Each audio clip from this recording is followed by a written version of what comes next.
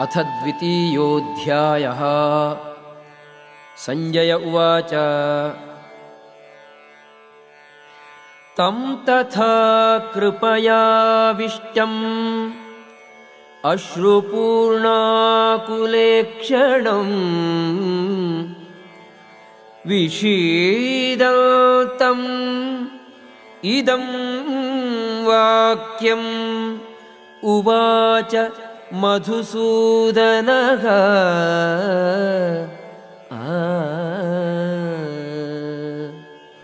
ಸಂಜಯನು ನುಡಿದನು.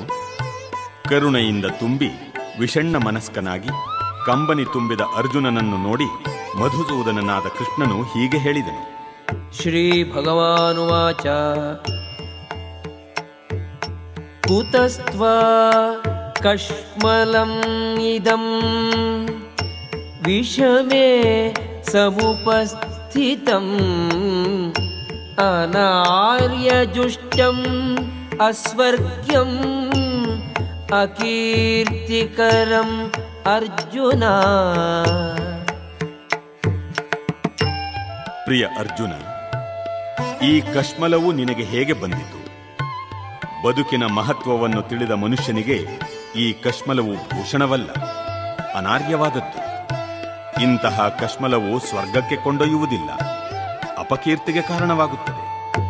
ಕ್ಲೈಬ್ಯಂ ಮಾಸ್ಮಗಮಃ ಪಾರ್ಥ ನೈತತ್ವಯಿ ಉಪಪದ್ಯತೆ ಕ್ಷುದ್ರಂ ಹೃದಯ ದೌರ್ಬಲ್ಯಂ ತ್ಯಕ್ತ್ವೋತ್ತಿಷ್ಠ ಪರಂ ತಪಾ. ಪೃಥ್ವಿಯ ಮಗನಾದ ಪಾರ್ಥನೆ, ಷಂಡತನವನ್ನು ಹೊಂದಬೇಡ. ಇದು ನಿನಗೆ ಯೋಗ್ಯವಾದದ್ದಲ್ಲ. ಶತ್ರುಗಳಿಗೆ ತಾಪವನ್ನುಂಟು ಮಾಡುವವನೇ, ಈ ಹೃದಯ ದೌರ್ಬಲ್ಯವು ಕ್ಷುದ್ರವಾದದ್ದು. ಇದನ್ನು ಬಿಟ್ಟು ಮೇಲೇಳು. ಅರ್ಜುನ ಉವಾಚ ಕಥಂ ಭೀಷ್ಮಮಹಂ ಸಂಖ್ಯೇ ದ್ರೋಣಂ ಚ ಮಧುಸೂದನ ಇಷುಭಿಃ ಪ್ರತಿಯೋತ್ಸ್ಯಾಮಿ ಪೂಜಾರ್ಹೌ ಅರಿಸೂದನ. ಅರ್ಜುನನು ಕೇಳಿದನು. ಶತ್ರು ಸಂಹಾರಕನೇ, ಮಧುವನ್ನು ಕೊಂದವನೇ, ಪೂಜಾರ್ಹರಾದ ಭೀಷ್ಮ, ದ್ರೋಣ ಮೊದಲಾದವರನ್ನು ಯುದ್ಧದಲ್ಲಿ ಬಾಣಗಳಿಂದ ಹೇಗೆ ಹೊಡೆಯಲಿ? ಗುರೂನ ಹತ್ವಾ ಹಿ ಮಹಾನುಭಾವಾನ್ ಶ್ರೇಯೋ ಭೋಕ್ತುಂ ಭೈಕ್ಷ್ಯಮಪೀಹ ಲೋಕೆ ಹತ್ವಾರ್ಥಕಾಮಾಂಸ್ತು ಗುರೂನಿಹೈವ ಭುಂಜೀಯ ಭೋಗಾನ್ ರುಧಿರ ಪ್ರದಿಗ್ಧಾನ್. ನನ್ನ ಗುರುಗಳಂತಹ ಮಹಾನುಭಾವರನ್ನು ಕೊಂದು ಜೀವಿಸುವುದಕ್ಕಿಂತ ಈ ಜಗತ್ತಿನಲ್ಲಿ ಭಿಕ್ಷೆಯನ್ನು ಬೇಡಿ ಬದುಕುವುದು ಉತ್ತಮ. ಐಹಿಕ ಜೀವನದಲ್ಲಿ ಐಶ್ವರ್ಯವನ್ನು ಬಯಸುವೆನಾದರೂ ಅವರು ಗುರುಗಳು. ಅವರನ್ನು ಕೊಂದರೆ ನಾವು ಅನುಭವಿಸುವ ಎಲ್ಲ ಭೋಗಗಳಿಗೂ ರಕ್ತವೂ ಅಂಟಿಕೊಂಡಿರುತ್ತದೆ. ನ ಚೈತದ್ವಿದ್ಮಃ ಕತರನ್ನೋ ಗರೀಯೋ ಯದ್ವಾ ಜಯೇಮ ಯದಿ ವಾ ನೋ ಜಯೇಯುಃ ಯಾನೇವ ಹತ್ವಾ ನ ಜಿಜೀವಿಷಾಮಃ ತೇವ ಸ್ಥಿತಾ ಪ್ರಮುಖೇ ಧಾರ್ತರಾಷ್ಟ್ರಾಃ. ಅವರನ್ನು ಸೋಲಿಸುವುದು ಅಥವಾ ಅವರಿಂದ ಸೋಲುವುದು, ಎರಡರಲ್ಲಿ ಯಾವುದು ಉತ್ತಮ ಎಂದೂ ನಮಗೆ ತಿಳಿಯದು. ನಾವು ಧೃತರಾಷ್ಟ್ರನ ಮಕ್ಕಳನ್ನು ಕೊಂದರೆ ನಮಗೆ ಜೀವಿಸಬೇಕೆಂಬ ಆಸೆ ಇರುವುದಿಲ್ಲ. ಆದರೂ ರಣರಂಗದಲ್ಲಿ ಅವರೆಲ್ಲ ನಮ್ಮ ಮುಂದೆ ನಿಂತಿದ್ದಾರೆ. ಕಾರ್ಪಣ್ಯ ದೋಷೋಪಗತ ಸ್ವಭಾವಃ ಪೃಚ್ಛಾಮಿ ತ್ವಾಂ ಧರ್ಮ ಸಮ್ಮೂಢಚೇತಾಃ ಯಚ್ಛ್ರೇಯಸ್ಯಾನ್ ನಿಶ್ಚಿತಂ ಬ್ರೂಹಿ ತಮೇ ಶಿಷ್ಯಸ್ತೇಹಂ ಶಾಧಿ ಮಾಂ ತ್ವಾಂ ಪ್ರಪನ್ನಂ. ಕಾರ್ಪಣ್ಯದ ದೌರ್ಬಲ್ಯದಿಂದ ನಾನೀಗ ನನ್ನ ಕರ್ತವ್ಯದ ಬಗ್ಗೆ ಗೊಂದಲದಲ್ಲಿದ್ದೇನೆ. ಚಿತ್ತ ಸ್ವಾಸ್ಥ್ಯವನ್ನು ಸಂಪೂರ್ಣವಾಗಿ ಕಳೆದುಕೊಂಡಿದ್ದೇನೆ. ಇಂತಹ ಸ್ಥಿತಿಯಲ್ಲಿ ನನಗೆ ಯಾವುದು ಶ್ರೇಯಸ್ಕರ ಎಂದು ನಿಶ್ಚಯವಾಗಿ ಹೇಳು. ನಾನೀಗ ನಿನ್ನ ಶಿಷ್ಯ ಮತ್ತು ನಿನಗೆ ಶರಣಾಗತನಾದ ಆತ್ಮ. ದಯೆಯಿಟ್ಟು ನನಗೆ ಮಾರ್ಗದರ್ಶನ ಮಾಡು. ನಹಿ ಪ್ರಪಶ್ಯಾಮಿ ಮಮಾಪನುದ್ಯಾದ್ ಯಚ್ಛೋಕಮುಚ್ಛೋಷಣಂ ಇಂದ್ರಿಯಾಣಾಂ ಅವಾಪ್ಯ ಭೂಮೌ ಅಸಪತ್ನಂ ವೃದ್ಧಂ ರಾಜ್ಯಂ ಸುರಾಣಾಮಪಿ ಚಾಧಿಪತ್ಯಂ. ನನ್ನ ಇಂದ್ರಿಯಗಳನ್ನು ಸೊರಗಿಸುತ್ತಿರುವ ಈ ದುಃಖವನ್ನು ಹೊಡೆದೋಡಿಸಲು ನನಗೆ ಮಾರ್ಗವೇ ಕಾಣುತ್ತಿಲ್ಲ. ಭೂಮಿಯಲ್ಲಿ ಸಮೃದ್ಧವಾದ ಸಾಟಿಯೇ ಇಲ್ಲದ ರಾಜ್ಯವನ್ನು ಗೆದ್ದುಕೊಂಡರೂ ಸ್ವರ್ಗದಲ್ಲಿರುವ ದೇವತೆಗಳ ಪ್ರಭುತ್ವದಂತಹ ಪ್ರಭುತ್ವವನ್ನು ಪಡೆದುಕೊಂಡರೂ ನಾನು ಈ ದುಃಖವನ್ನು ಹೋಗಲಾಡಿಸಿಕೊಳ್ಳಲಾರೆ. ಸಂಜಯ ಉವಾಚ ಏವಮುಕ್ತ್ವಾ ಹೃಷೀಕೇಶಂ ಗುಡಾಕೇಶಃ ಪರಂ ತಪಾ ನಯೋತ್ಸ್ಯೇಯಿತಿ ಗೋವಿಂದಂ ಉಕ್ತ್ವಾ ತೂಷ್ಣೀಂ ಬಭೂವಃ. ಸಂಜಯನು ನುಡಿದನು, ಶತ್ರುಗಳನ್ನು ನಿಗ್ರಹಿಸಬಲ್ಲ ಅರ್ಜುನನು ಈ ಪ್ರಕಾರ ಶ್ರೀಕೃಷ್ಣನಿಗೆ ತಿಳಿಸಿ, ಗೋವಿಂದ, ನಾನು ಯುದ್ಧ ಮಾಡುವುದಿಲ್ಲ ಎಂದು ಹೇಳಿ ಮೌನ ತಾಳಿದನು. ತಮುವಾಚ ಹೃಷೀಕೇಶಃ ಪ್ರಹಸನ್ನಿವ ಭಾರತ ಸೇನಯೋರುಭಯೋರ್ಮಧ್ಯೆ ವಿಷೀದಂತಮಿದಂ ವಚಃ.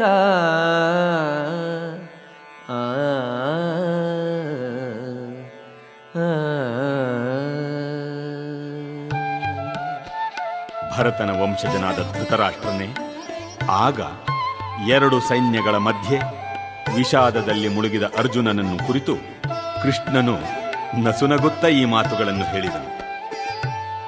ಶ್ರೀ ಭಗವಾನುವಾಚ ಅಶೋಚ್ಯಾನನ್ವಶೋಚಸ್ತ್ವಂ ಪ್ರಜ್ಞಾವಾದಾಂಶ್ಚ ಭಾಷಸೆ ಗತಾಸೂನ್ ಅಗತಾಸೂಂಶ್ಚ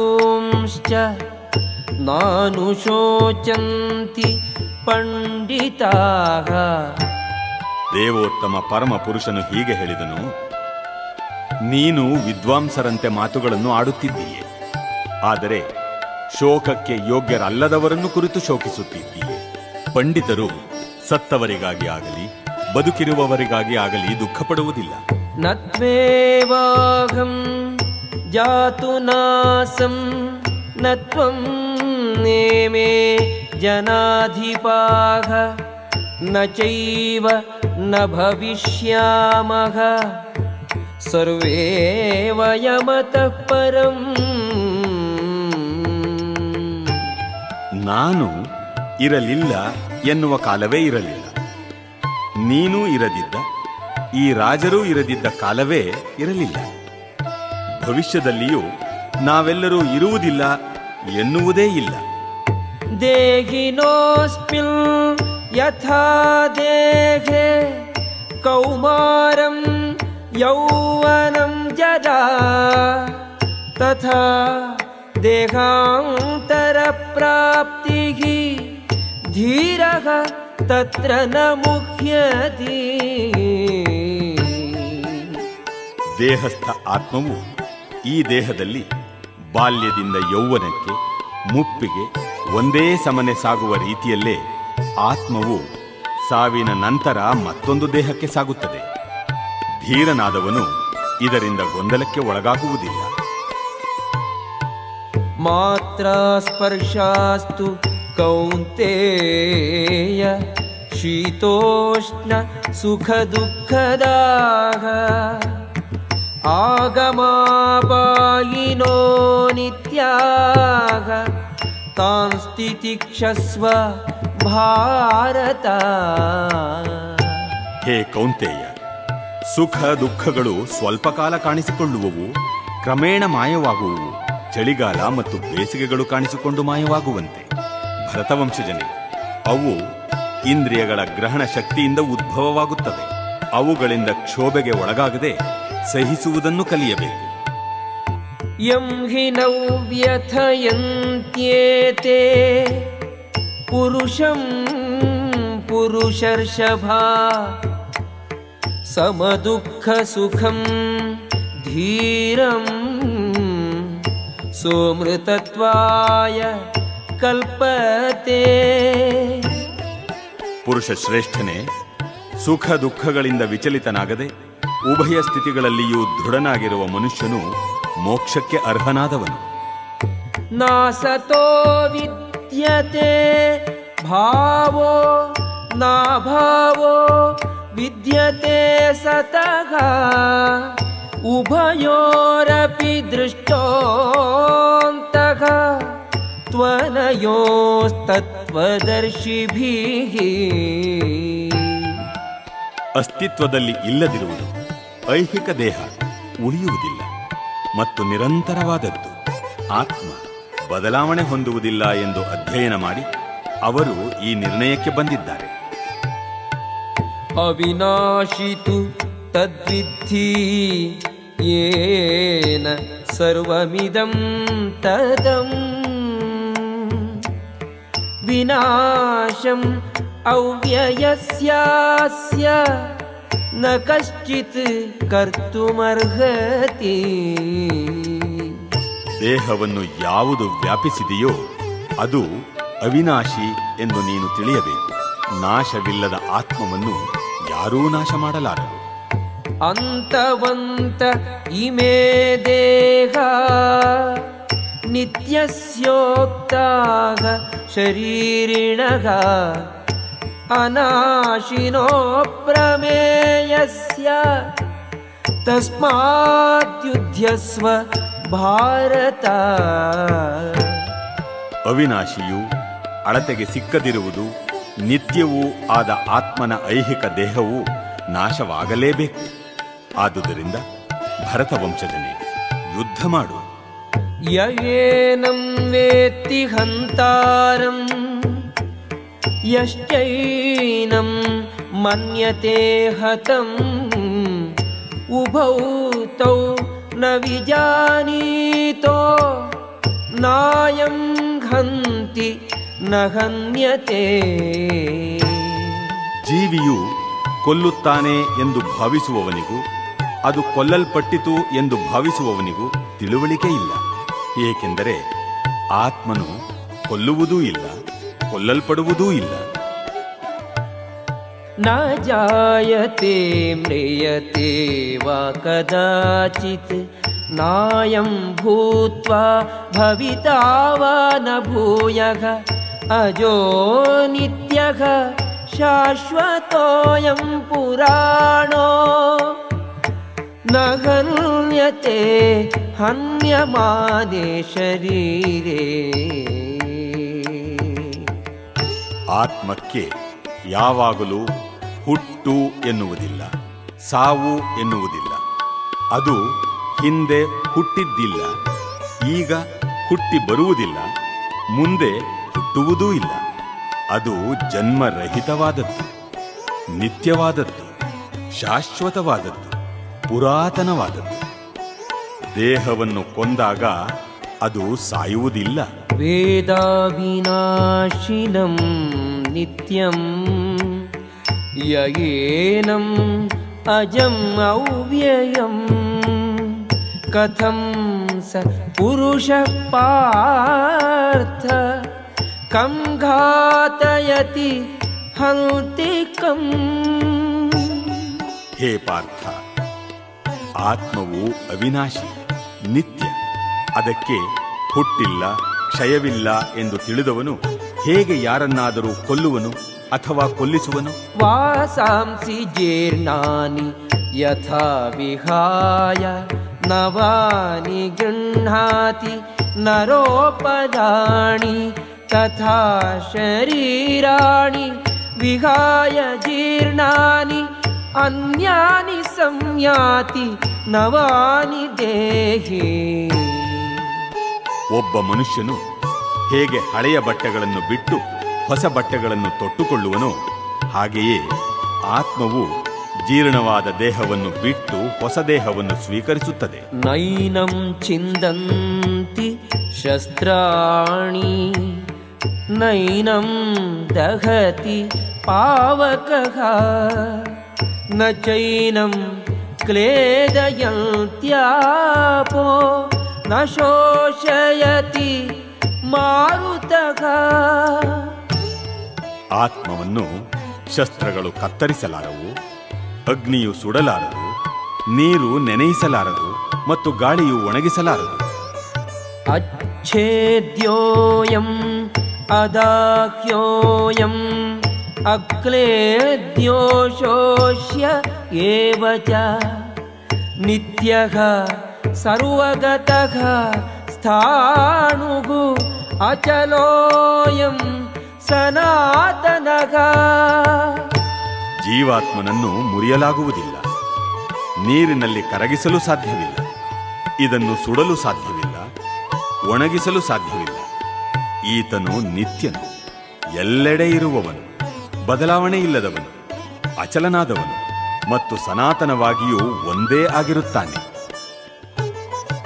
ಅವ್ಯಕ್ತೋಯಂ ಅಚಿಂತ್ಯೋಯಂ ಅವಿಕಾರ್ಯೋಯಮುಚ್ಯತೆ ತಸ್ಮಾದೇವಂ ವಿದಿತ್ವೈನಂ ನಾನುಶೋಚಿತುಂ ಅರ್ಹಸಿ. ಆತ್ಮನು ಕಣ್ಣಿಗೆ ಕಾಣುವುದಿಲ್ಲ, ಅದನ್ನು ಗ್ರಹಿಸಲು ಸಾಧ್ಯವಿಲ್ಲ, ಅದು ವಿಕಾರ ಹೊಂದುವುದಿಲ್ಲ ಎಂದು ಹೇಳಲಾಗಿದೆ. ಇದನ್ನು ತಿಳಿದು ನೀನು ದೇಹಕ್ಕಾಗಿ ದುಃಖಿಸಬಾರದು. ಅಥ ಚೈನಂ ನಿತ್ಯಜಾತಂ ನಿತ್ಯಂ ವಾ ಮನ್ಯಸೇ ಮೃತಂ ತಥಾಪಿ ತ್ವಂ ಮಹಾಬಾಹೋ ನೈನಂ ಶೋಚಿತುಂ ಅರ್ಹಸಿ. ಆತ್ಮವು ಅಥವಾ ಜೀವದ ಲಕ್ಷಣಗಳು ಯಾವಾಗಲೂ ಹುಟ್ಟುತ್ತಿರುವುದೆಂದು ಯಾವಾಗಲೂ ಸಾಯುತ್ತಿರುವುದೆಂದು ನೀನು ಭಾವಿಸಿದರೂ ಮಹಾಬಾಹುವೆ, ನೀನು ಶೋಕಿಸಲು ಕಾರಣವಿಲ್ಲ. ಜಾತಸ್ಯ ಹಿ ಧ್ರುವೋ ಮೃತ್ಯುಃ ಧ್ರುವಂ ಜನ್ಮ ಮೃತಸ್ಯ ಚ ತಸ್ಮಾತ್ ಅಪರಿಹಾರ್ಯೇರ್ಥೇ ನ ತ್ವಂ ಶೋಚಿತುಂ ಅರ್ಹಸಿ. ಹುಟ್ಟಿದವನು ಸಾಯಲೇಬೇಕು, ಸತ್ತವನು ಖಂಡಿತವಾಗಿಯೂ ಮತ್ತೆ ಹುಟ್ಟುತ್ತಾನೆ. ಆದ್ದರಿಂದ ಅನಿವಾರ್ಯವಾದ ನಿನ್ನ ಕರ್ತವ್ಯ ಪಾಲನೆಯಲ್ಲಿ ನೀನು ದುಃಖಿಸಬಾರದು. ಅವ್ಯಕ್ತಾದೀನಿ ಭೂತಾನಿ ವ್ಯಕ್ತಮಧ್ಯಾನಿ ಭಾರತ ಅವ್ಯಕ್ತ ನಿಧನಾನಿ ಏವ ತತ್ರ ಕಾ ಪರಿದೇವನಾ. ಸೃಷ್ಟಿಯಾದ ಎಲ್ಲ ಜೀವಿಗಳು ಮೊದಲು ಕಾಣಿಸುವುದಿಲ್ಲ, ಮಧ್ಯೆ ಕೆಲಕಾಲ ಕಾಣಿಸುತ್ತವೆ ಮತ್ತು ನಾಶವಾದ ಮೇಲೆ ಕಾಣಿಸುವುದಿಲ್ಲ. ಹೀಗಿರುವಾಗ ಶೋಕಕ್ಕೆ ಕಾರಣವೆಲ್ಲಿದೆ? ಆಶ್ಚರ್ಯವತ್ ಪಶ್ಯತಿ ಕಶ್ಚಿದೇನಂ ಆಶ್ಚರ್ಯವದ್ವದತಿ ತಥೈವ ಚಾನ್ಯಃ ಆಶ್ಚರ್ಯವಚ್ಚೈನಂ ಅನ್ಯಶೃಣೋತಿ ಶ್ರುತ್ವಾಪ್ಯೇನಂ ವೇದ ನ ಚೈವ ಕಶ್ಚಿತ್. ಆ ಆ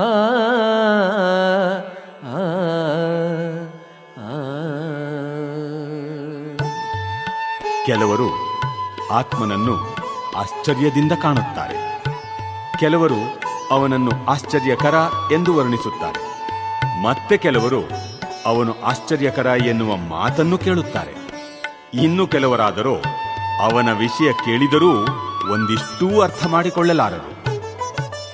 ದೇಹಿ ನಿತ್ಯಂ ಅವಧ್ಯೋಯಂ ದೇಹೇ ಸರ್ವಸ್ಯ ಭಾರತ ತಸ್ಮಾತ್ ಸರ್ವಾಣಿ ಭೂತಾನಿ ನ ತ್ವಂ ಶೋಚಿತುಂ ಅರ್ಹಸಿ.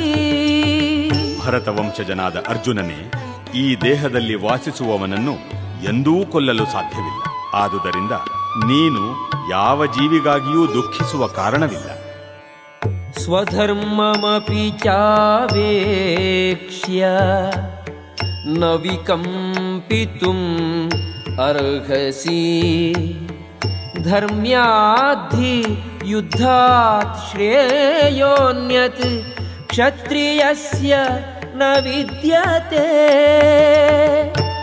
ನೀನು ಕ್ಷತ್ರಿಯನಾಗಿ ಸ್ವಧರ್ಮವನ್ನು ಪರಿಗಣಿಸಿದಾಗ ಧರ್ಮಕ್ಕಾಗಿ ಹೋರಾಡುವುದಕ್ಕಿಂತ ಶ್ರೇಯಸ್ಕರವಾದ ಕಾರ್ಯ ಇನ್ನೊಂದಿಲ್ಲ ಎನ್ನುವುದನ್ನು ನೀನು ತಿಳಿದುಕೊಳ್ಳಬೇಕು. ಆದುದರಿಂದ ಹಿಂಜರಿಕೆಗೆ ಅವಕಾಶವೇ ಇಲ್ಲ.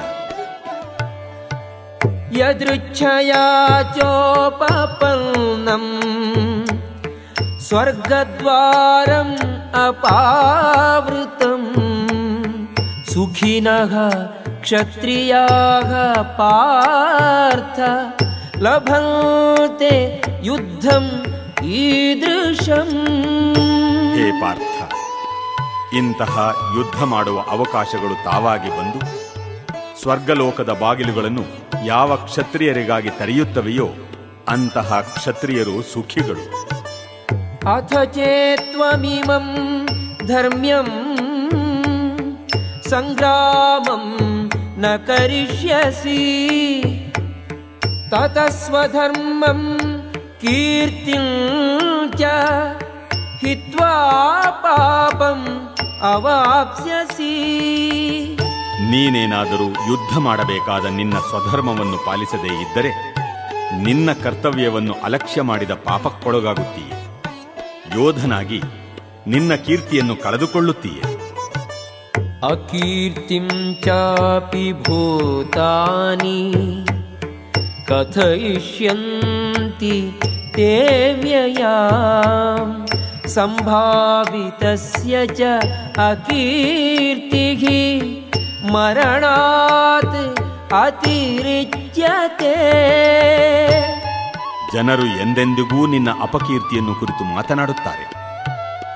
ಗೌರವಾರ್ಹನಾದವನಿಗೆ ಅಪಕೀರ್ತಿಯು ಸಾವಿಗಿಂತ ಕೇಡು. ಭಯಾದ್ರಣಾತ್ ಉಪರತಂ ಮಂಸ್ಯಂತೆ ತ್ವಾಂ ಮಹಾರಥಾಃ ಯೇಷಾಂ ಚ ತ್ವಂ ಬಹುಮತೋ ಭೂತ್ವಾ ಯಾಸ್ಯಸಿ ಲಾಘವಂ.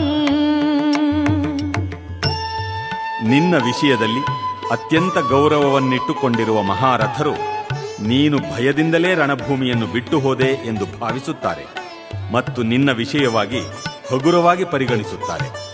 ಅವಾಚ್ಯವಾದಾಂಶ್ಚ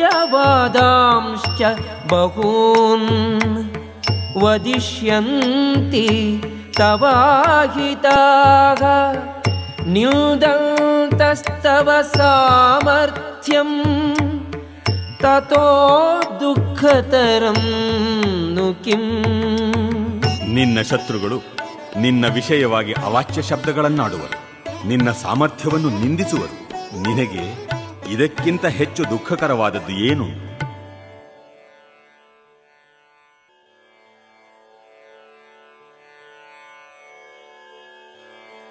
ಹತೋ ವಾ ಪ್ರಾಪ್ಸ್ಯಸಿ ಸ್ವರ್ಗಂ ಜಿತ್ವಾ ವಾ ಭೋಕ್ಷ್ಯಸೇ ಮಹೀಂ ತಸ್ಮಾತ್ ಉತ್ತಿಷ್ಠ ಕೌಂತೇಯ ಯುದ್ಧಾಯ ಕೃತ ನಿಶ್ಚಯಃ.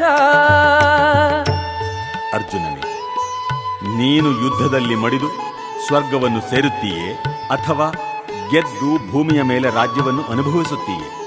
ಆದ್ದರಿಂದ ದೃಢ ನಿಶ್ಚಯ ಮಾಡಿ ಎದ್ದೇಳು ಕೌಂತೆಯ, ಯುದ್ಧ ಮಾಡು.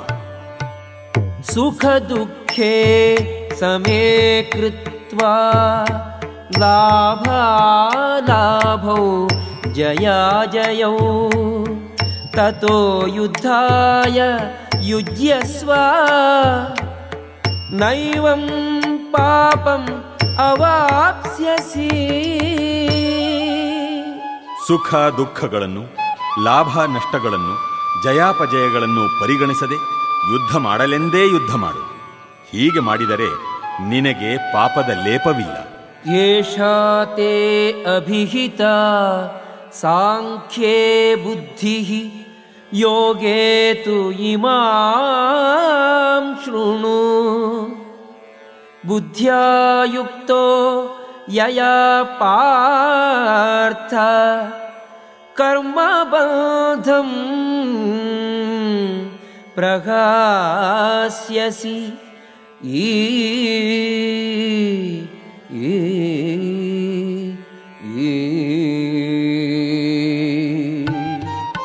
ಈವರೆಗೆ ನಾನು ಈ ಜ್ಞಾನವನ್ನು ನಿನಗೆ ವಿಶ್ಲೇಷಣಾತ್ಮಕವಾಗಿ ತಿಳಿಸಿಕೊಟ್ಟಿದ್ದೇನೆ. ಈಗ ನಾನು ಇದನ್ನು ಯೋಗದ ರೀತಿಯಲ್ಲಿ ವಿವರಿಸುತ್ತೇನೆ, ಕೇಳು. ಪಾರ್ಥನೆ, ನೀನು ಇಂತಹ ಜ್ಞಾನದಿಂದ ಕರ್ಮದಲ್ಲಿ ತೊಡಗಿದರೆ ಕರ್ಮ ಬಂಧದಿಂದ ಮುಕ್ತನಾಗುವೆ. ನೇಹಾಭಿಕ್ರಮನಾಶೋಸ್ತಿ ಪ್ರತ್ಯವಾಯೋ ನ ವಿದ್ಯತೆ ಸ್ವಲ್ಪಮಪ್ಯಸ್ಯ ಧರ್ಮಸ್ಯ ತ್ರಾಯತೆ ಮಹತೋ ಭಯಾತ್. ಈ ಪರಿಶ್ರಮದಲ್ಲಿ ನಷ್ಟವಾಗಲಿ ಕುಗ್ಗುವುದಾಗಲಿ ಇಲ್ಲ. ಈ ಮಾರ್ಗದಲ್ಲಿ ಸಾಧಿಸುವ ಸ್ವಲ್ಪ ಪ್ರಗತಿಯು ಮನುಷ್ಯನನ್ನು ಮಹಾಭಯದಿಂದ ಕಾಪಾಡುತ್ತದೆ. ವ್ಯವಸಾಯಾತ್ಮಿಕ ಬುದ್ಧಿಃ ಏಕೇಹ ಕುರುನಂದನ ಬಹುಶಾಖಾ ಹ್ಯನಂತಾಶ್ಚ ಬುದ್ಧಯೋ ವ್ಯವಸಾಯಿನಾಂ. ಈ ಮಾರ್ಗದಲ್ಲಿ ಇರುವವರು ದೃಢ ಸಂಕಲ್ಪ ಹೊಂದಿರುತ್ತಾರೆ ಮತ್ತು ಅವರಿಗೆ ಒಂದೇ ಗುರಿ. ಪ್ರೀತಿಯ ಕುರುನಂದನನೇ, ನಿಶ್ಚಯ ಸ್ವಭಾವವಿಲ್ಲದವರ ಬುದ್ಧಿಗೆ ಅನೇಕ ಶಾಖೆಗಳಿರುತ್ತವೆ. ಯಾಮಿ ಮಾಂ ಪುಷ್ಪಿತಾಂ ವಾಚಂ ಪ್ರವದಂತಿ ಅವಿಪಶ್ಚಿತಃ ವೇದವಾದರತಾಃ ಪಾರ್ಥ ನಾನ್ಯದಸ್ತೀತಿ ವಾದಿನಃ ಕಾಮಾತ್ಮಾನಃ ಸ್ವರ್ಗಪರಾಃ ಜನ್ಮ ಕರ್ಮ ಫಲಪ್ರದಾಂ ಕ್ರಿಯಾ ವಿಶೇಷ ಬಹುಲಾಂ ಭೋಗೈಶ್ವರ್ಯ ಗತಿಂ ಪ್ರತಿ. ಅಲ್ಪಜ್ಞಾನಿಗಳಾದವರು ವೇದಗಳಲ್ಲಿನ ಅಲಂಕಾರದ ಮಾತುಗಳಿಗೆ ಮೋಹಗೊಳ್ಳುತ್ತಾರೆ. ಈ ಮಾತುಗಳು ಸ್ವರ್ಗಲೋಕಗಳ ಪ್ರಾಪ್ತಿ, ಒಳ್ಳೆಯ ಜನ್ಮ, ಅಧಿಕಾರ ಮೊದಲಾದವುಗಳಿಗಾಗಿ ಹಲವಾರು ಕಾಮ್ಯಕರ್ಮಗಳನ್ನು ಪ್ರಶಂಸಿಸಿ ಹೇಳುತ್ತವೆ. ಇಂದ್ರಿಯ ತೃಪ್ತಿ ಮತ್ತು ಭೋಗ ಜೀವನಗಳನ್ನು ಬಯಸಿ ಇದಕ್ಕಿಂತ ಉತ್ತಮವಾದದ್ದು ಏನೂ ಇಲ್ಲ ಎಂದು ಅವರು ಹೇಳುತ್ತಾರೆ. ಭೋಗೈಶ್ವರ್ಯ ಪ್ರಸಕ್ತಾನಾಂ ತಯಾ ಅಪಹೃತ ಚೇತಸಾಂ ವ್ಯವಸಾಯಾತ್ಮಿಕ ಬುದ್ಧಿಃ ಸಮಾಧೌ ನ ವಿಧೀಯತೆ. ಭೋಗ ಮತ್ತು ಪ್ರಾಪಂಚಿಕ ಸಂಪತ್ತಿಗೆ ಅತಿಯಾಗಿ ಅಂಟಿಕೊಂಡವರಲ್ಲಿ ಮತ್ತು ಇಂತಹ ವಿಷಯಗಳಿಂದ ಚಿತ್ತಭ್ರಮಣೆಯಾದವರಲ್ಲಿ ಭಗವಂತನ ಭಕ್ತಿ ಸೇವೆಗಾಗಿ ದೃಢ ಸಂಕಲ್ಪವೂ ಇರುವುದಿಲ್ಲ. ತ್ರೈಗುಣ್ಯ ವಿಷಯ ವೇದಾಃ ನಿಸ್ತ್ರೈಗುಣ್ಯೋ ಭವಾರ್ಜುನ ನಿರ್ದ್ವಂದ್ವೋ ನಿತ್ಯ ಸತ್ವಸ್ಥೋ ನಿರ್ಯೋಗಕ್ಷೇಮ ಆತ್ಮವಾನ್. ವೇದಗಳು ಬಹುಮಟ್ಟಿಗೆ ತ್ರೈಗುಣ್ಯದ ವಿಷಯವನ್ನು ಹೇಳುತ್ತವೆ. ಅರ್ಜುನ, ನೀನು ತ್ರೈಗುಣ್ಯಗಳನ್ನು ಮೀರಿದವನಾಗು. ಎಲ್ಲ ದ್ವಂದ್ವಗಳಿಂದ ಮುಕ್ತನಾಗಿರು. ಲಾಭ ಮತ್ತು ಯೋಗಕ್ಷೇಮಗಳನ್ನು ಕುರಿತು ಚಿಂತೆಯಿಲ್ಲದವನಾಗು. ಆತ್ಮದಲ್ಲಿ ನಿಷ್ಠನಾಗು. ಯಾವಾನರ್ಥಃ ಉದಪಾನೆ ಸರ್ವತಃ ಸಂಪ್ಲುತೋದಕೆ ತಾವಾನ್ ಸರ್ವೇಷು ವೇದೇಷು ಬ್ರಾಹ್ಮಣಸ್ಯ ವಿಜಾನತಃ. ಒಂದು ಸಣ್ಣ ಬಾವಿ ಮಾಡುವ ಕೆಲಸವನ್ನೆಲ್ಲ ದೊಡ್ಡ ಜಲಾಶಯವೂ ಮಾಡಬಲ್ಲದು. ಹಾಗೆಯೇ ವೇದಗಳ ಹಿಂದಿರುವ ಉದ್ದೇಶಗಳನ್ನು ತಿಳಿದವನಿಗೆ ವೇದಗಳ ಎಲ್ಲ ಪ್ರಯೋಜನವೂ ಆಗುತ್ತದೆ. ಕರ್ಮಣ್ಯೇವಾಧಿಕಾರಸ್ತೆ ಮಾ ಫಲೇಷು ಕದಾಚನ ಮಾ ಕರ್ಮಫಲಹೇತುಃ ಭೂ ಮಾ ತೇ ಸಂಗೋಸ್ತು ಅಕರ್ಮಣಿ. ನಿನಗೆ ನಿಯೋಜಿತ ಕರ್ತವ್ಯವನ್ನು ಮಾಡುವುದಕ್ಕಷ್ಟೇ ಅಧಿಕಾರ. ಆದರೆ ಕರ್ಮಫಲಕ್ಕೆ ನಿನಗೆ ಅಧಿಕಾರವಿಲ್ಲ. ಕರ್ಮಫಲಕ್ಕೆ ನೀನು ಕಾರಣ ಎಂದು ಭಾವಿಸಲೇಬೇಡ. ಕರ್ಮವನ್ನು ಬಿಡಬೇಕೆಂದು ನಿನಗೆ ಮನಸ್ಸಾಗದಿರಲಿ. ಯೋಗಸ್ಥಃ ಕುರು ಕರ್ಮಾಣಿ ಸಂಗಂ ತ್ಯಕ್ತ್ವಾ ಧನಂಜಯ ಸಿದ್ಧ್ಯ ಸಿದ್ಧ್ಯೋಃ ಸಮೋ ಭೂತ್ವಾ ಸಮತ್ವಂ ಯೋಗ ಉಚ್ಯತೆ. ಗೆಲುವು ಸೋಲುಗಳಲ್ಲಿ ಯಾವುದೇ ಆಸಕ್ತಿಯನ್ನು ಇಟ್ಟುಕೊಳ್ಳದೆ ಸಮಚಿತ್ತದಿಂದ ನಿನ್ನ ಕರ್ತವ್ಯವನ್ನು ಮಾಡು. ಅರ್ಜುನ, ಇಂತಹ ಸಮಚಿತ್ತತೆಗೆ ಯೋಗ ಎಂದು ಹೆಸರು. ದೂರೇಣ ಹ್ಯವರಂ ಕರ್ಮ ಬುದ್ಧಿಯೋಗಾತ್ ಧನಂಜಯ ಬುದ್ಧೌ ಶರಣಂ ಅನ್ವಿಚ್ಛ ಕೃಪಣಾಗ ಫಲಹೇತವಃ. ಧನಂಜಯ, ಭಕ್ತಿಪೂರ್ವಕ ಸೇವೆಯಿಂದ ಎಲ್ಲ ಹೇಯ ಕಾರ್ಯಗಳನ್ನು ದೂರ ಮಾಡು. ಇಂತಹ ಪ್ರಜ್ಞೆಯಲ್ಲಿ ಭಗವಂತನಿಗೆ ಶರಣಾಗತನಾಗು. ತಮ್ಮ ಕರ್ಮಗಳ ಫಲಕ್ಕಾಗಿ ಆಸೆ ಪಡುವವರು ಕೃಪಣರು. ಬುದ್ಧಿಯುಕ್ತೋ ಜಗತೀಹ ಉಭೇ ಸುಕೃತ ದುಷ್ಕೃತೆ ತಸ್ಮಾದ್ಯೋಗಾಯ ಯುಜ್ಯಸ್ವ ಯೋಗಃ ಕರ್ಮಸು ಕೌಶಲಂ. ಭಕ್ತಿ ಸೇವೆಯಲ್ಲಿ ನಿರತನಾದವನು ಈ ಜನ್ಮದಲ್ಲಿಯೇ ಸುಕೃತ ದುಷ್ಕೃತಗಳನ್ನು ದೂರ ಮಾಡುತ್ತಾನೆ. ಆದುದರಿಂದ ಯೋಗವನ್ನು ಪಡೆಯಲು ಶ್ರಮಿಸು. ಅದೇ ಕರ್ಮಕೌಶಲ. ಕರ್ಮಜಂ ಬುದ್ಧಿಯುಕ್ತಾಗಿ ಫಲಂ ತ್ಯಕ್ತ್ವಾ ಮನೀಷಿಣಃ ಜನ್ಮಬಂಧ ವಿನಿರ್ಮುಕ್ತಾಃ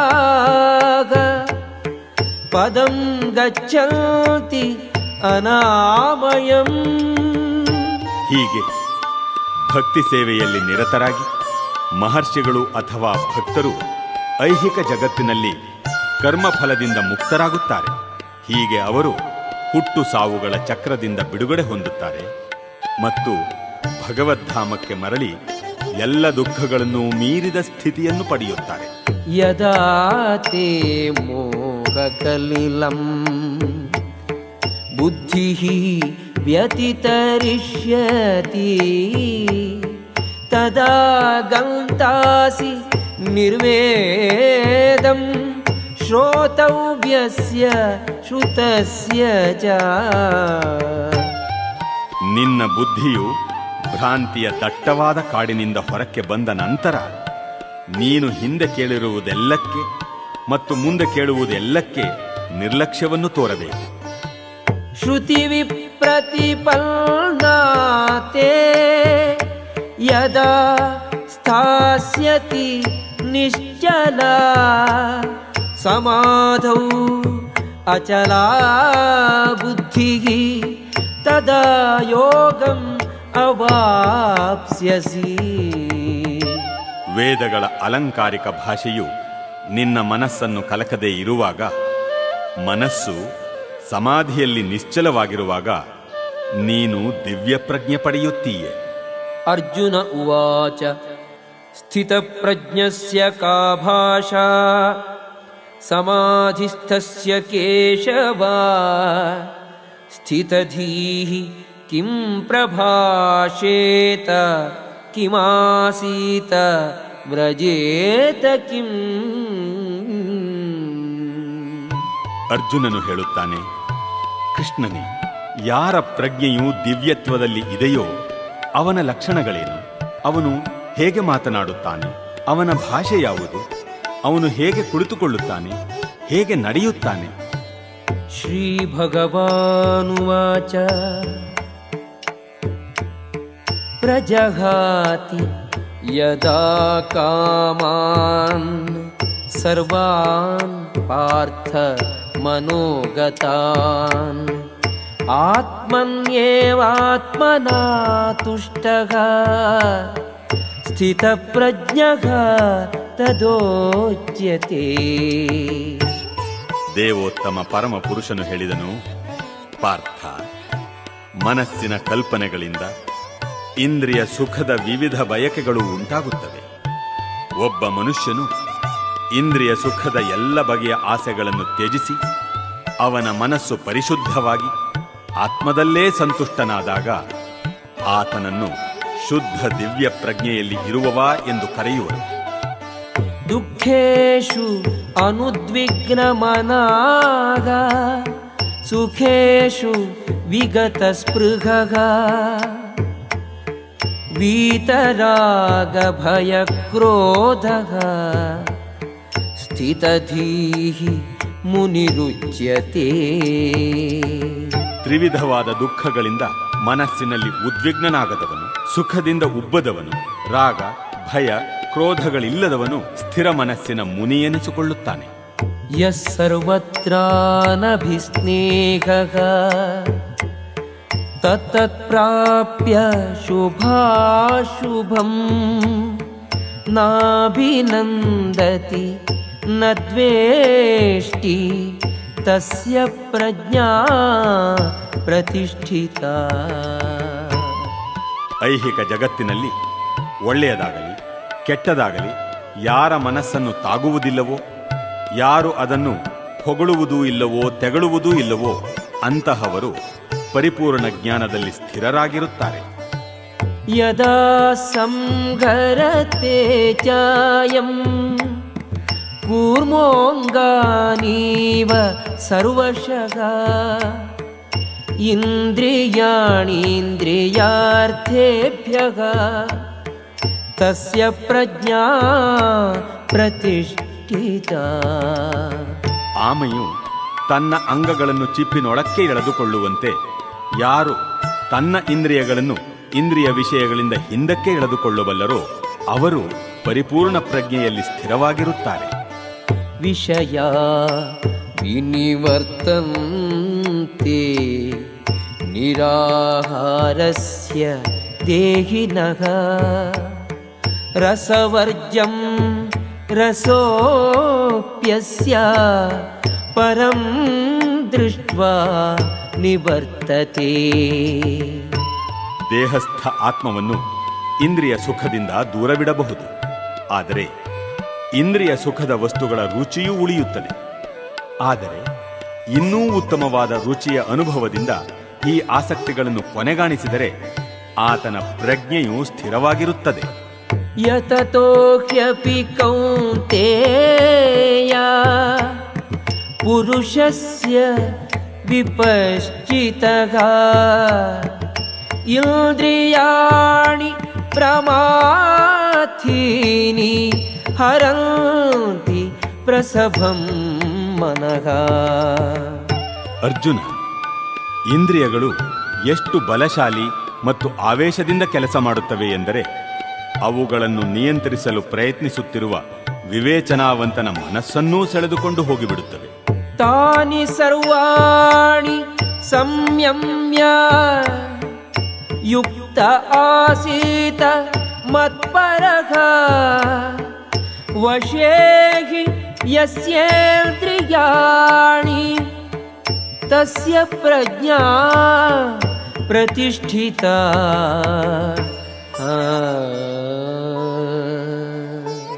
ಯಾರು ತನ್ನ ಇಂದ್ರಿಯಗಳನ್ನು ಸಂಪೂರ್ಣವಾಗಿ ನಿಯಂತ್ರಿಸಿ ಅಂಕೆಯಲ್ಲಿಡುತ್ತಾನೋ ಮತ್ತು ತನ್ನ ಪ್ರಜ್ಞೆಯನ್ನು ನನ್ನಲ್ಲಿ ಕೇಂದ್ರೀಕರಿಸುತ್ತಾನೋ ಅವನನ್ನು ಸ್ಥಿರ ಬುದ್ಧಿಯವನು ಎಂದು ಕರೆಯುತ್ತಾರೆ. ಧ್ಯಾಯತೋ ವಿಷಯಾನ್ ಪುಂಸಃ ಸಂಗಸ್ತೇಷೂಪಜಾಯತೆ ಸಂಗಾತ್ ಸಂಜಾಯತೆ ಕಾಮಃ ಕಾಮಾತ್ ಕ್ರೋಧೋಭಿಜಾಯತೆ. ಇಂದ್ರಿಯ ವಸ್ತುಗಳನ್ನು ಕುರಿತು ಚಿಂತಿಸುವ ಮನುಷ್ಯನಿಗೆ ಅವುಗಳಲ್ಲಿ ಆಸಕ್ತಿ ಹುಟ್ಟುತ್ತದೆ. ಇಂತಹ ಆಸಕ್ತಿಯಿಂದ ಕಾಮವು ಹುಟ್ಟುತ್ತದೆ. ಕಾಮದಿಂದ ಕ್ರೋಧವು ಉದ್ಭವವಾಗುತ್ತದೆ. ಕ್ರೋಧಾದ್ಭವತಿ ಸಮ್ಮೋಹಃ ಸಮ್ಮೋಹಾತ್ ಸ್ಮೃತಿ ವಿಭ್ರಮಃ ಸ್ಮೃತಿಭ್ರಂಶಾತ್ ಬುದ್ಧಿನಾಶೋ ಬುದ್ಧಿನಾಶಾತ್ ಪ್ರಣಶ್ಯತಿ.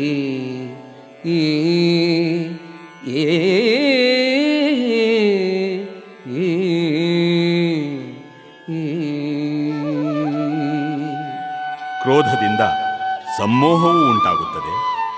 ಸಮ್ಮೋಹದಿಂದ ಸ್ಮೃತಿಯ ಭ್ರಮೆಯುಂಟಾಗುತ್ತದೆ. ಸ್ಮೃತಿ ಭ್ರಮೆಯಿಂದ ಬುದ್ಧಿನಾಶವಾಗುತ್ತದೆ. ಬುದ್ಧಿನಾಶವಾದಾಗ ಮನುಷ್ಯನು ಮತ್ತೆ ಐಹಿಕ ಪ್ರಪಂಚದಲ್ಲಿ ಮುಳುಗುತ್ತಾನೆ. ರಾಗದ್ವೇಷ ವಿಯುಕ್ತೈಸ್ತು ವಿಷಯಾನ್ ಇಂದ್ರಿಯೈಶ್ಚರನ್ ಆತ್ಮವಶ್ಯೈಃ ವಿಧೇಯಾತ್ಮ ಪ್ರಸಾದಂ ಅಧಿಗಚ್ಚತಿ. ಆದರೆ ರಾಗದ್ವೇಷಗಳಿಂದ ಬಿಡುಗಡೆಯಾಗಿ ಸ್ವಾತಂತ್ರ್ಯವನ್ನು ಕ್ರಮಗೊಳಿಸುವ ತತ್ವಗಳ ಮೂಲಕ ತನ್ನ ಇಂದ್ರಿಯಗಳನ್ನು ನಿಯಂತ್ರಿಸಬಲ್ಲವನು ಭಗವಂತನ ಪೂರ್ಣದಯೆಯನ್ನು ಪಡೆಯಬಲ್ಲ. ಪ್ರಸಾದೇ ಸರ್ವ ದುಃಖಾನಾಂ ಹಾನಿರಸ್ಯೋಪಜಾಯತೆ ಪ್ರಸನ್ನ ಚೇತಸೋ ಹ್ಯಾಶು ಬುದ್ಧಿಃ ಪರ್ಯವತಿಷ್ಠತೆ. ಕೃಷ್ಣ ಪ್ರಜ್ಞೆಯಲ್ಲಿ ಹೀಗೆ ತೃಪ್ತಿ ಹೊಂದಿದವನಿಗೆ ಐಹಿಕ ಬದುಕಿನ 3 ಕ್ಲೇಶಗಳೂ ಇರುವುದಿಲ್ಲ. ಇಂತಹ ತೃಪ್ತಿಯನ್ನು ಕಂಡ ಪ್ರಜ್ಞೆಯಲ್ಲಿ ಮನುಷ್ಯನ ಬುದ್ಧಿಯು ಸ್ಥಿರವಾಗುವುದು. ನಾಸ್ತಿ ಬುದ್ಧಿಃ ಅಯುಕ್ತಸ್ಯ ನ ಚಾಯುಕ್ತಸ್ಯ ಭಾವನಾ ನ ಚಾಭಾವಯತಃ ಶಾಂತಿಃ ಅಶಾಂತಸ್ಯ ಕುತಃ ಸುಖಂ. ಕೃಷ್ಣ ಪ್ರಜ್ಞೆಯಲ್ಲಿ ಪರಾತ್ಪರದೊಂದಿಗೆ ಸಂಬಂಧವನ್ನು ಪಡೆಯದವನಿಗೆ ಅಲೌಕಿಕ ಬುದ್ಧಿಶಕ್ತಿಯಾಗಲಿ ಸ್ಥಿರವಾದ ಮನಸ್ಸಾಗಲಿ ಇರುವುದಿಲ್ಲ. ಇವುಗಳಿಲ್ಲದೆ ಶಾಂತಿ ಇಲ್ಲ. ಶಾಂತಿ ಇಲ್ಲದವನಿಗೆ ಸುಖವಿಲ್ಲ. ಇಂದ್ರಿಯಾಣಾಂ ಹಿ ಚರತಾಂ ಯನ್ಮನೋನುವಿಧೀಯತೆ ತದಸ್ಯ ಹರತಿ ಪ್ರಜ್ಞಾಂ ವಾಯುರ್ನಾವಮಿವಾಂಭಸಿ.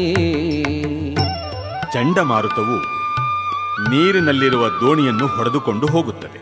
ಅದೇ ರೀತಿಯಲ್ಲಿ ಅಲೆದಾಡುವ ಇಂದ್ರಿಯಗಳಲ್ಲಿ ಒಂದರಲ್ಲಿ ಮನಸ್ಸು ನೆಟ್ಟರೂ ಅದು ಮನುಷ್ಯನ ಬುದ್ಧಿಶಕ್ತಿಯನ್ನು ಅಪಹರಿಸಬಲ್ಲದು.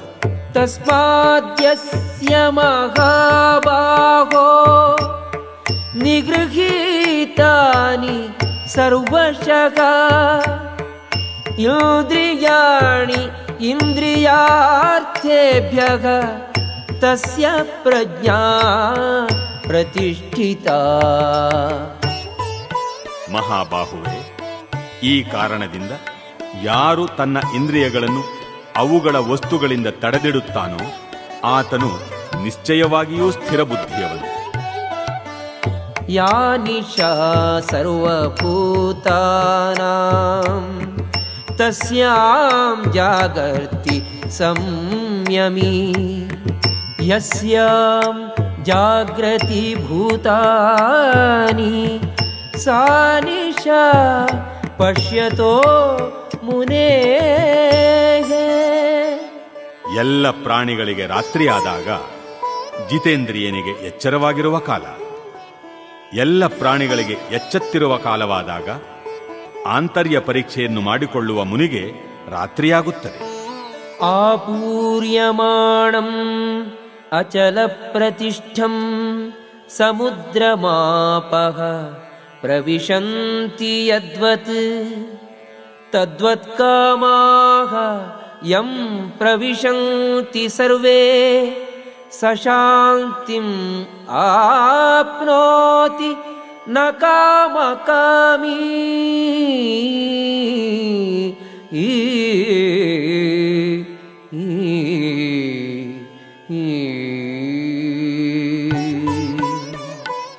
ಸದಾ ನದಿಗಳು ಪ್ರವೇಶಿಸಿ ನೀರು ತುಂಬುತ್ತಿದ್ದರೂ ಶಾಂತವಾಗಿರುವ ಸಾಗರದಂತೆ ನಿರಂತರವಾಗಿ ಹರಿದು ಬರುವ ಕಾಮಗಳಿಂದ ಮನಸ್ಸು ಕಲಕದಂತಿರುವ ಮನುಷ್ಯನು ಮಾತ್ರವೇ ಶಾಂತಿಯನ್ನು ಸಾಧಿಸಬಲ್ಲ. ಇಂತಹ ಕಾಮಗಳನ್ನು ತೃಪ್ತಿಗೊಳಿಸಲು ಶ್ರಮಿಸುವವನಿಗೆ ಶಾಂತಿ ದೊರೆಯಲಾರದು. ವಿಹಾಯ ಕಾಮಾನ್ ಯಃ ಸರ್ವಾನ್ ಪುಮಾಂಶ್ಚರತಿ ನಿಸ್ಪೃಹಃ ನಿರ್ಮಮೋ ನಿರಹಂಕಾರಃ ಸಶಾಂತಿಂ ಅಧಿಗಚ್ಚತಿ. ಯಾವ ಮನುಷ್ಯನು